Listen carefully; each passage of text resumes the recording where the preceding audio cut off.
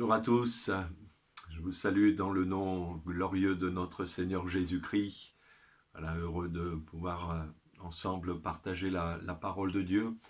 Et j'aimerais voir avec vous cette nécessité de vivre un renouvellement permanent.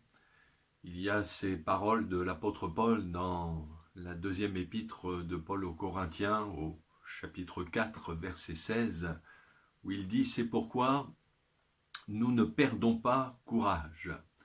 Et même si notre homme extérieur se détruit, notre homme intérieur se renouvelle de jour en jour. » Et quand on voit toutes les persécutions, les souffrances par lesquelles Paul est passé, il aurait pu trouver bien des occasions de perdre courage, de baisser les bras, de tout abandonner. Et pour nous aussi, il pourrait y avoir des raisons qui pourraient nous conduire aussi au découragement, notamment quand les épreuves se répètent, qu'elles durent dans le temps. On peut tous passer par des moments d'abattement où on n'est pas bien moralement, mais ce qu'il ne faut pas, c'est demeurer dans le découragement. Et c'est pour cela que nous avons besoin de vivre constamment le renouvellement dans notre être intérieur. C'est l'expérience qu'a pu faire l'apôtre Paul. S'il pouvait dire avec assurance qu'il ne perdait pas courage, c'est parce que justement, il permettait au Seigneur de le renouveler intérieurement, jour après jour, afin de tenir ferme et de continuer à travailler dans l'œuvre de Dieu.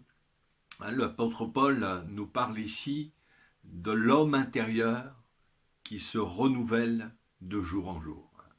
Et quelles que soient nos années de conversion, nos expériences avec le Seigneur, tous, nous avons besoin de vivre ce renouvellement spirituel qui peut justement nous préserver du découragement. Et c'est possible, parce que notre Dieu, c'est le Dieu du renouvellement, c'est le Dieu du renouveau. Il y a d'ailleurs deux choses que Dieu nous a renouvelées dès ce matin. C'est ce qu'affirme le prophète Jérémie dans son livre des Lamentations, après être passé par un moment là aussi de découragement. Il va changer l'orientation de ses pensées et il va dire « Voici ce que je veux repasser dans mon cœur, ce qui me donnera de l'espérance.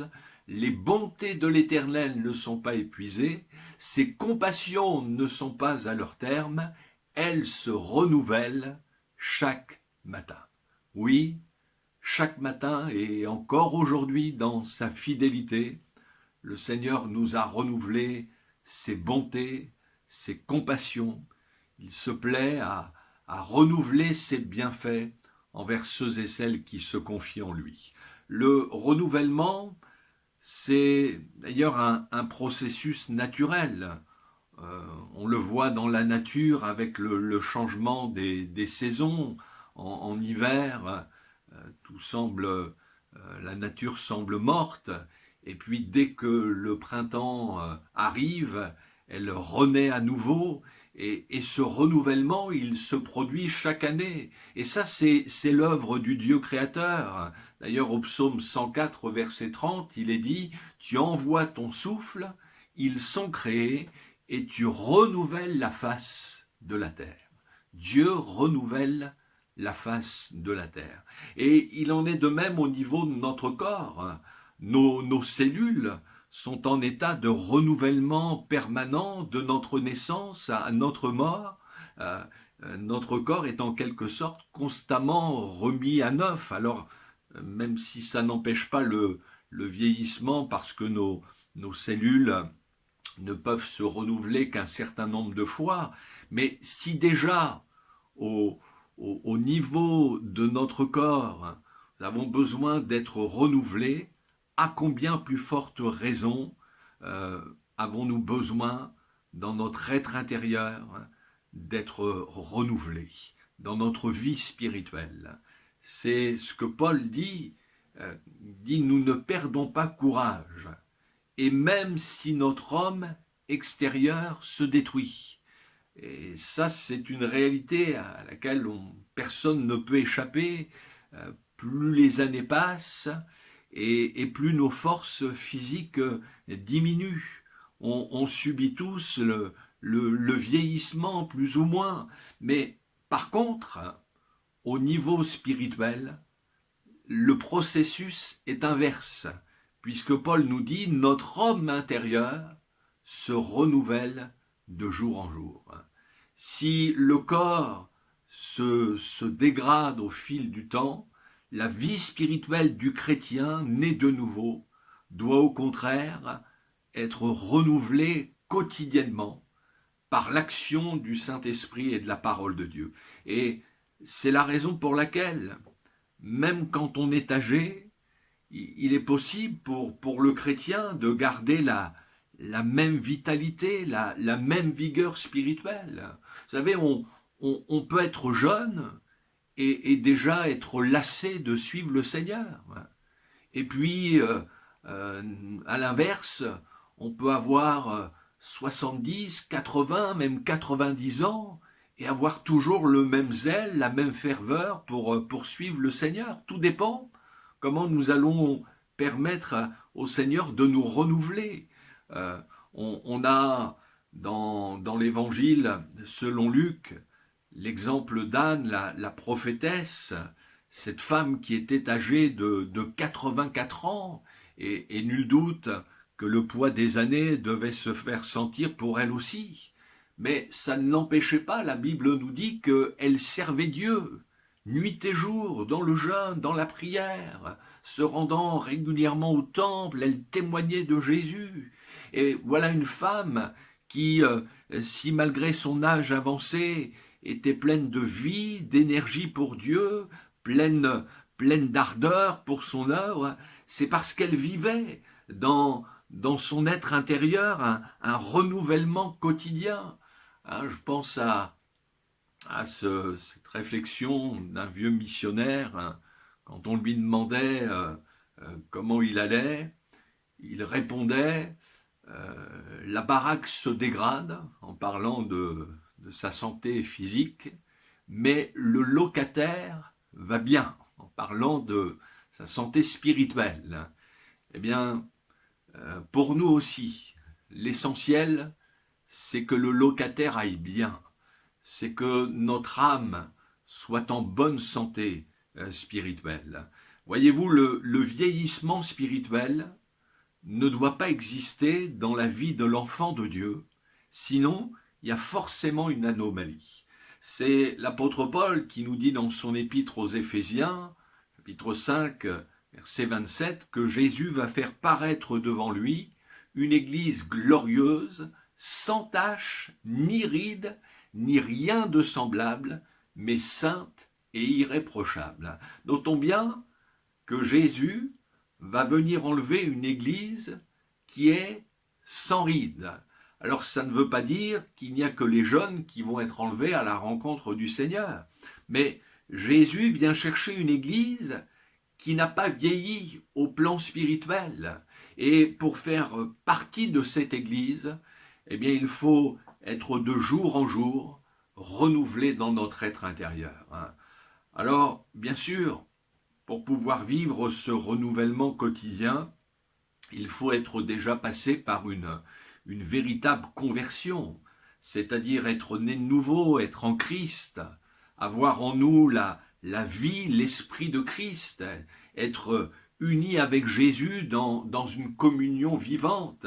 Et c'est à partir de cette expérience que le Seigneur réalise des choses nouvelles, non pas une seule fois dans la vie du chrétien, mais constamment. Quand l'apôtre Paul, on cite souvent ce verset de Corinthiens, chapitre 5, verset 14, il dit « Si quelqu'un est en Christ, il est une nouvelle créature ou création, les choses anciennes sont passées, voici, toutes choses sont devenues nouvelles. » Et dans le texte original, les verbes employés soulignent une action continue, permanente. on pourrait traduire « toute chose continue de devenir nouvelle ». C'est-à-dire que ce n'est pas seulement au jour de la conversion que Dieu nous donne un cœur nouveau, mais c'est continuellement qu'il veut créer dans notre cœur des choses nouvelles, de nouveaux sentiments, les siens, de nouvelles pensées, des nouveaux désirs, une nouvelle vision de son œuvre. C'est ce dont l'apôtre Paul nous parle également dans son épître aux Colossiens, chapitre 3, verset 10, quand il dit « L'homme nouveau se renouvelle dans la connaissance selon l'image de celui qui l'a créé. » C'est le but suprême du disciple, c'est de ressembler à Jésus de plus en plus. C'est cela qui doit être notre but, de ressembler de plus en plus à notre Sauveur. Et pour cela, eh bien, il faut que puissions permettre au Seigneur de nous façonner à son image. Il faut que nous lui permettions justement de jour en jour de nous renouveler intérieurement. C'est encore l'apôtre Paul, dans son épître aux Romains, au chapitre 12, verset 2, nous dit « Ne vous conformez pas au siècle présent, mais soyez transformés par le renouvellement de votre intelligence. » Ou encore « Laissez-vous transformer par le renouvellement de votre pensée, afin que vous discerniez quelle est la volonté de Dieu, ce qui est bon, agréable et parfait. » Notre intelligence est bien insuffisante pour discerner la volonté de Dieu à notre égard. Humainement parlant, ça nous est difficile de comprendre ce que Dieu veut pour nous, le plan qu'il a pour nous. Et c'est là où encore nous avons besoin de laisser le Seigneur renouveler notre intelligence afin de comprendre ce qu'il veut pour nous, de le laisser renouveler nos pensées. C'est un peu comme ces fontaines que l'on trouve sur les places de villages en montagne. Généralement, l'eau est limpide et on peut boire cette eau parce que ces fontaines sont alimentées par l'eau qui vient du torrent et qui fait qu'elles sont sans cesse renouvelées. Mais si vous coupez la source, eh bien l'eau qui est dans le bac va stagner et là elle va devenir trouble et finir par devenir imbuvable. Et je dirais que nos pensées fonctionnent de la même manière. Si je ne permets plus au Seigneur de renouveler mes pensées par l'action de son esprit et de sa parole, c'est là où mes pensées vont devenir troubles, sombres, amères, et je vais finir par mal réagir. Et ceci est vrai dans tous les aspects de notre piété, que ce soit la méditation de la parole de Dieu, la prière, la louange, un service, la participation à la vie de l'Église. Il y a une nécessité de vivre un renouvellement spirituel régulier, au risque de s'assécher, de se refroidir dans notre amour. Vous savez, il y a un danger qui peut tous nous atteindre, c'est la routine religieuse. Et ça, c'est vraiment terrible. C'est quelque chose qui peut tuer spirituellement une quantité de chrétiens. On peut avoir fait une authentique expérience de conversion, être au début plein de zèle, de ferveur pour le Seigneur, et puis au fil du temps tomber dans ce piège de la routine religieuse. On vient aux réunions par habitude, juste pour accomplir un devoir, mais sans motivation. On est présent de corps, mais on est absent de cœur. On peut chanter d'une manière monotone, sans réaliser le sens des paroles. Alors on chante des choses formidables, mais on ne les vit pas. On peut écouter la parole de Dieu comme un petit refrain qu'on écoute depuis des années, sans que notre cœur soit touché. On peut s'habituer à entendre des prophéties et rester indifférent. On peut prendre la Sainte Seine d'une manière machinale, prier d'une manière routinière en répétant toujours les mêmes choses. On peut entrer dans une espèce de liturgie évangélique où on reproduit les mêmes choses depuis des années, sans enthousiasme, sans ferveur, sans entrain. Et ça, c'est un danger qui peut tous nous guetter. Et c'est pour ça, je le répète encore une fois, nous avons tous besoin d'être quotidiennement renouvelés intérieurement, dans notre amour, dans notre zèle, dans notre foi pour le Seigneur. Sans ce renouvellement intérieur, notre vie chrétienne perd sa fraîcheur spirituelle. Sommes comme le sel qui a perdu sa saveur. Il y a, la ferveur fait défaut. Et on n'est plus en mesure de communiquer aux autres, à l'Église, aux nôtres, ce qui vient de Dieu. On a tous fait l'expérience d'entrer dans une pièce qui sent le renfermer, ça sent pas bon. Et dans ces cas-là, notre réflexe, eh bien, c'est d'ouvrir la fenêtre pour qu'un bon air vienne renouveler l'atmosphère de la pièce. Eh bien, pour nous, le renouvellement de notre être intérieur, c'est comme si nous ouvrions la fenêtre de notre cœur pour laisser le souffle de Dieu, le souffle du Saint-Esprit nous renouveler dans notre foi, dans notre amour pour le Seigneur, dans notre passion des âmes, dans notre désir de le servir. Nous renouveler pour que nous soyons dans une bonne disposition de cœur. On peut faire cette prière qu'a faite David au psaume 51, quand il dit « Ô Dieu, crée en moi un cœur pur, renouvelle en moi un esprit bien disposé. » Oui, que le vent du Saint-Esprit puisse souffler sur nous et nous accorder un renouvellement de tout notre être, un esprit bien disposé. Et quand on parle de renouvellement, c'est aussi au niveau de la vie de l'esprit, de l'onction. C'est bien si on a été baptisé dans le Saint-Esprit, mais nous ne pouvons pas vivre sur les visitations du passé, sur l'onction d'hier. Quotidiennement, nous avons besoin d'être saisis, visités par le Saint-Esprit, d'être renouvelés dans l'onction. C'est quotidiennement que j'ai besoin d'être baptisé dans le Saint-Esprit, de prendre du temps pour parler en langue. La Bible nous dit que celui qui parle en langue s'édifie lui-même.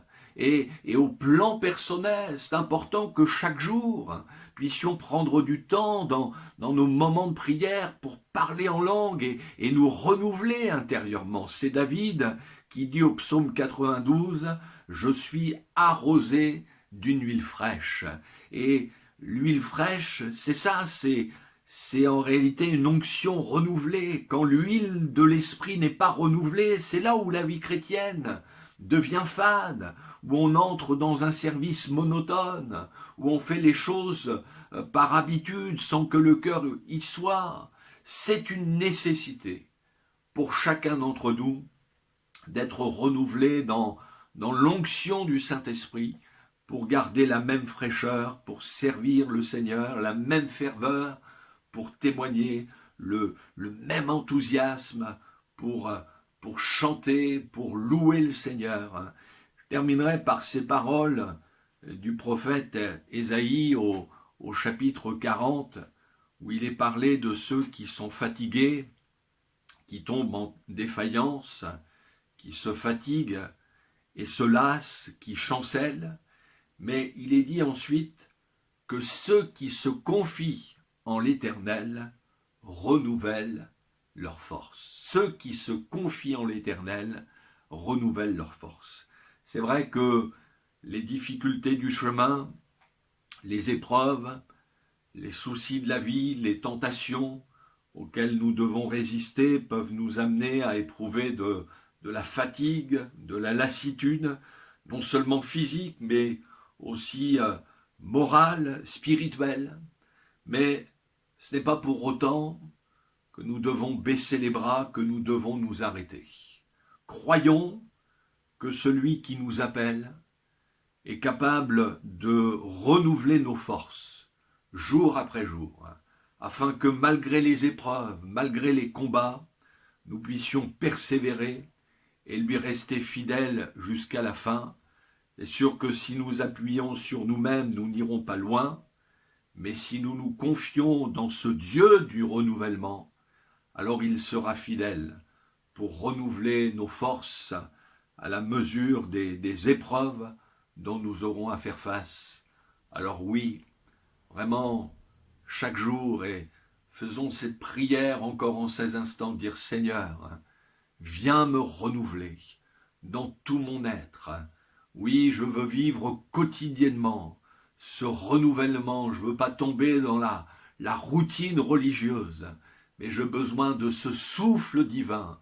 J'ai besoin intérieurement d'être visité.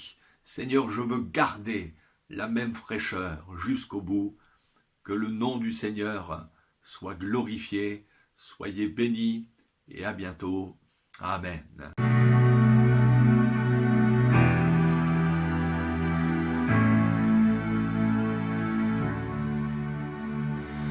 Regarde, ô Dieu, notre pays, son cœur est loin de toi. Vois ton Église implore et prie pour un retour à toi. Dans ta compassion, souviens-toi de ta bonté et guéris ton corps blessé par le péché.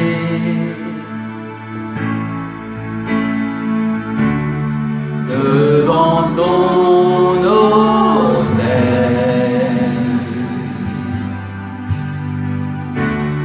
je viens t'adorer.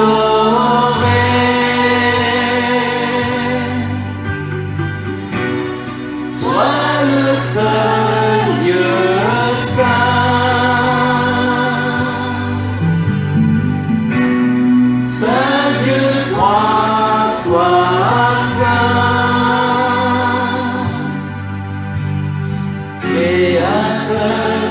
De la terre et des cieux,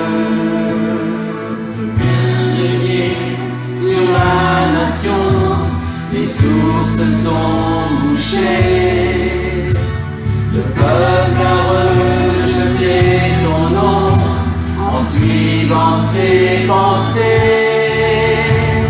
Dans ta compassion, viens changer nos sentiments et pardonne le mépris de tes enfants.